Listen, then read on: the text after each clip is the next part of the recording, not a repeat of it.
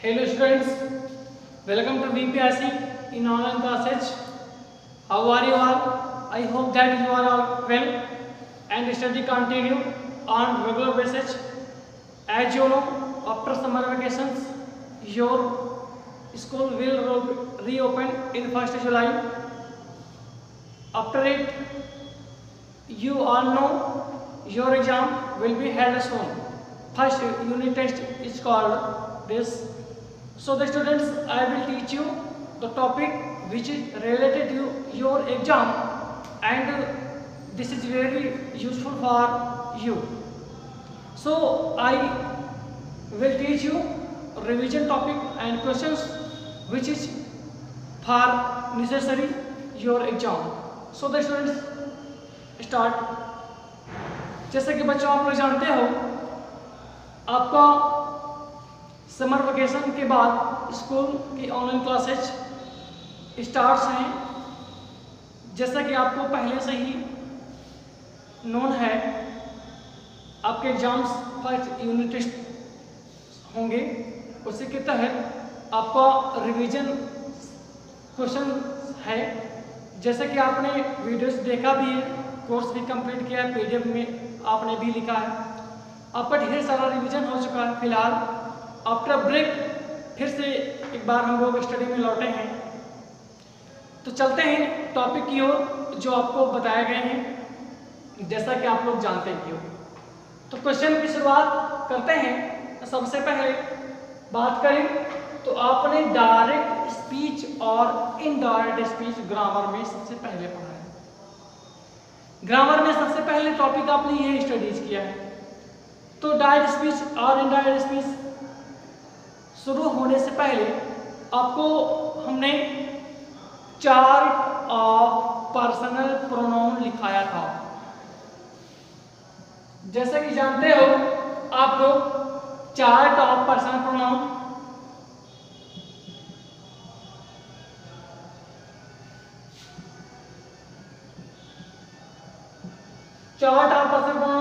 आपको लिखाया गया था, जिसमें person, number, subjective case, objective case, possessive case और सेल्फ वर्ब के कॉलम्स बनाए गए थे। हमने डायरेक्ट स्पीच और इनडायरेक्ट स्पीच शुरू करने से पहले कुछ चीज़ों को आपको लिखाया था। जैसे कि पहला की बात करें, चार्ट ऑफ पर्सनल प्रोनाउन लिखाया गया था। उसके बाद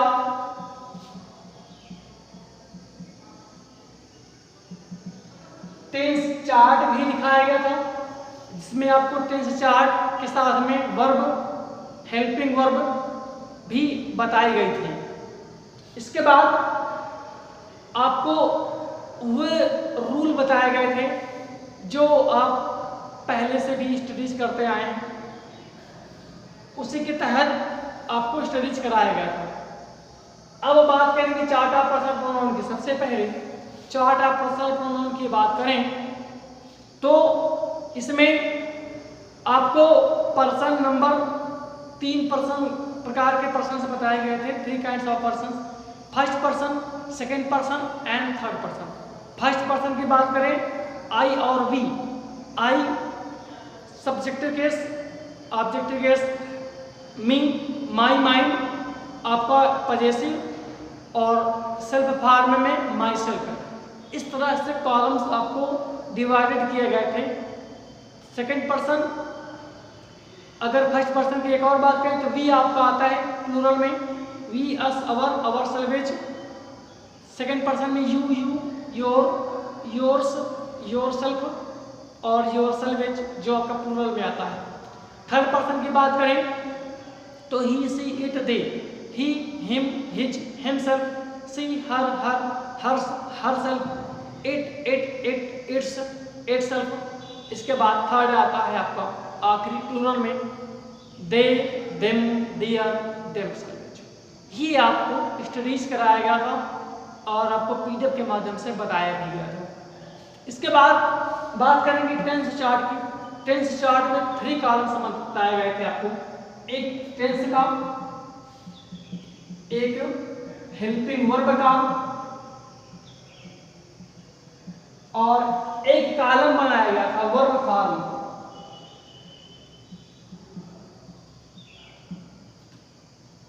ये कॉलम्स बनाए गए थे आपके लिए। वर्ब फॉर्म में यहाँ पे टेंस आपके टोटल 12 टेंस बताए गए थे, हेल्पिंग वर्ब की भी, और वर्ब के कौन से फॉर्म यूज करते हैं वो भी आपको यहाँ पर बताया गया था। अगर टेंस की बात करें 12 टोटली, तो present indefinite tense, past indefinite tense, future indefinite tense. इसके बाद हेल्पिंग वर्ब की बात करें प्रेजेंट इंडेफिनिट की, तो डू डच हेल्पिंग वर्ब है, और वर्ब की बात करें तो वर्ब की फर्स्ट फॉर्म प्लस एस या एस अकॉर्डिंग टू सब्जेक्ट। इसके बाद पास्ट इंडेफिनिट टेंस में हेल्पिंग वर्ब डिड है, डिड के साथ वर्ब की फर्स्ट फॉर्म और वर्ब की सेकंड फॉर्म अफर्मेटिव सेंटेंस में यूज की जाती है। फ्यूचर इंडेफिनिट टेंस में विल से हेल्पिंग वर्ब है आपका, वर्ब की फर्स्ट फॉर्म यूज करते हैं। अगले की ओर चलें, present continuous tense helping verb is am are, verb की first form ING. Past continuous tense helping verb was were, verb की first form ING. Future continuous tense will be, shall be, verb की first form plus ING. ये आपके process है। अब बात करें आगे, प्रेजेंट परफेक्ट टेंस हैज है, वर्ब की third form. Past perfect tense had, verb की third form. Future perfect tense will have, shall have, verb की थर्ड फॉर्म। अब अगले की ओर की बात करें, present perfect continuous tense has been, have been, verb first form plus ING, had. इसके बाद आता है past perfect continuous tense had been, verb की फर्स्ट फॉर्म प्लस आईएनजी। इसके बाद आता है future perfect continuous tense will have been, shall have been, helping verb है, वर्ब की फर्स्ट फॉर्म प्लस आईएनजी। इसे में आपको मिलता है सिंस और फार का भी प्रयोग। ये आपको शुरुआत में ही समझाया गया था। अगर हम नरेशन की बात करें तो आपको कुछ चीजें बताई गई थी कॉमन तौर पे। कॉमन तौर पे सबसे पहले एक एग्जांपल दिया गया था, उसके बाद आपको बताया गया था किस प्रकार से कैसे चेंजेस करते हैं। जैसे बोला जाए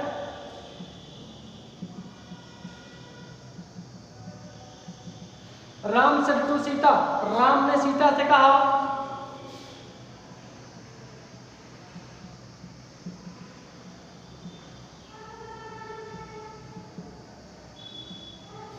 राम said to सीता, राम ने सीता से कहा Lavkush is my son, Lavkush मेरा बेटा है। तो आपको शुरुआत में ये बताया गया था कैसे चेंजेस करें। राम आपको बताया गया था सब्जेक्ट है, क्या है सब्जेक्ट, बोले या इसे बोले फर्स्ट पर्सन।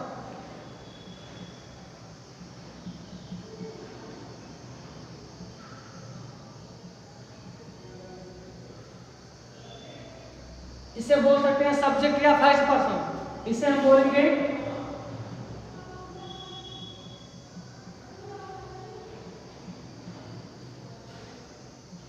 ऑब्जेक्ट बोले या सेकंड पर्सन बोले।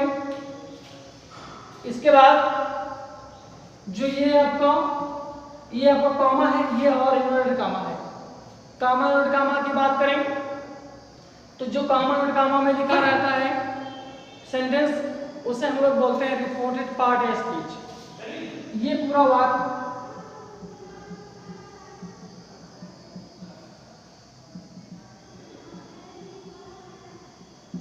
रिपोर्टेड पार्ट या स्पीच बोलते हैं, और जो शुरुआत में लिखा रहता है इसे हम लोग बोलते हैं रिपोर्टिंग वर्ब।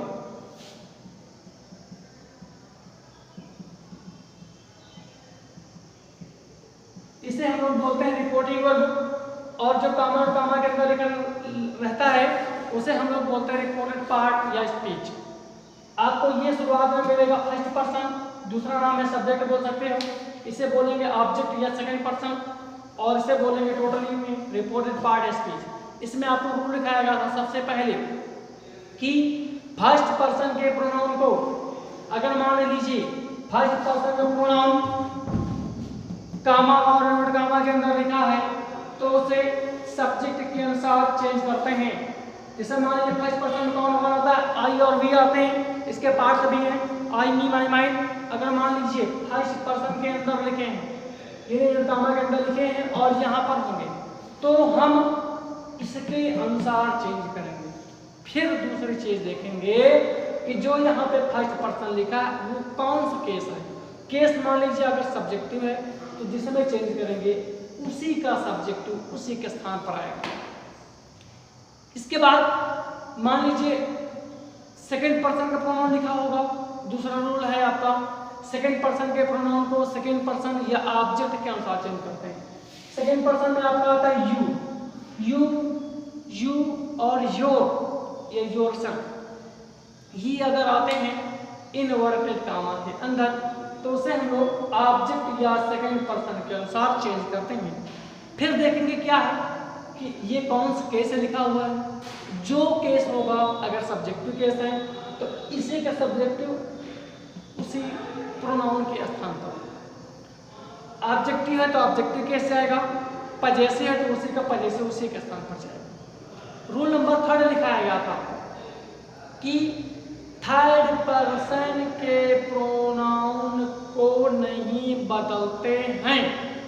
मान लीजिए थर्ड पर्सन का प्रोनाउन कामा और कामा के अंदर लिखा हो, थर्ड पर्सन में ही, सी, इट और दे आते हैं, ये किसी का नाम भी आता है।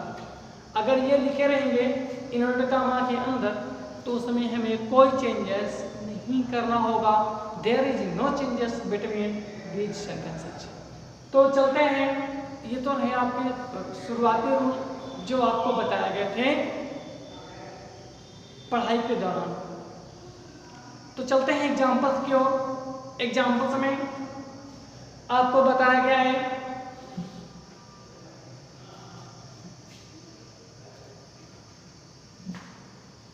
एग्जाम्पल में, उसके बाद आपको बताया गया था शुरुआत हम वहां से करेंगे जब रिपोर्टिंग और पास्ट टेंस में होती है।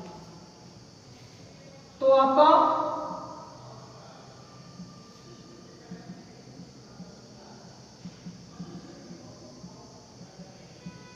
यदि रिपोर्टिंग वर्ब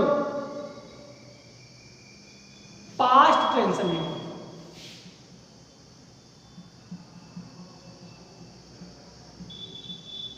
यदि रिपोर्टिंग वर्ब पास्ट टेंस में हो तो रिपोर्टेड पार्ट के टेंस में परिवर्तन निम्न प्रकार से करते हैं। ये आपने लिखा है, तो वहां पे आपने लिखा होगा सेड के स्थान पर सेड, सेड टू के स्थान पर टोल्ड,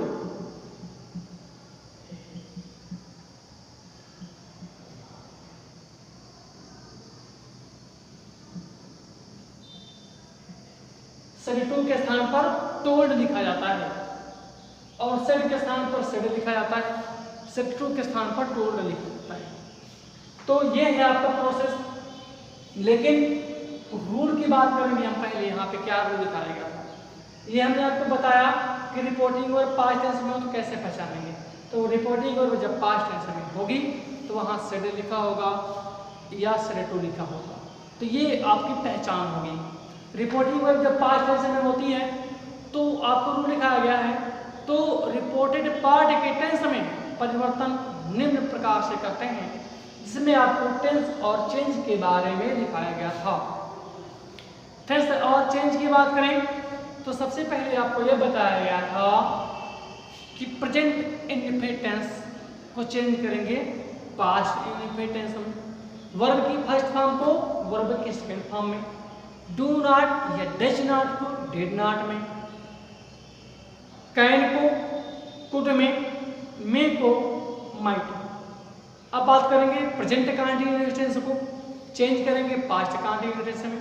प्रेजेंट कंटीन्यूअस टेंस में इज एम आर को वाज वर में, प्रेजेंट परफेक्ट टेंस को हैज हैव को पास्ट परफेक्ट टेंस में हैड में, प्रेजेंट परफेक्ट कंटीन्यूअस टेंस को यानी हैज बीन और हैव बीन को पास्ट परफेक्ट कंटीन्यूअस टेंस में हैड बीन में चेंज करेंगे। इसके बाद बताया गया था आपको कि पास्ट इंडेफिनिट टेंस यानी वर्ब की सेकंड फॉर्म को पास्ट परफेक्ट टेंस में हैड प्लस वर्ब की थर्ड फॉर्म, डिड नॉट होगा तो हैड नॉट प्लस वर्ब की third form, past continuous tense was were plus ING verb की फर्स्ट फॉर्म को चेंज करेंगे पास्ट परफेक्ट कंटीन्यूअस टेंस में had been में। इसके बाद बताया गया था आपको past form of future tense. Past form of future tense में विल को वुड में, शैल को शुड में, विल बी शैल बी को वुड बी और शुड बी में, विल हैव शैल हैव को वुड हैव शुड हैव में चेंज करेंगे, will have been shall have been को वुड हैव बीन और शुड हैव बीन में चेंज करेंगे। ये आपके चेंजेस रहेंगे। इसके बाद आपको एक चीज़ और बताया गया था, कॉमन फैक्टर जो सेंटेंसेज में होता है।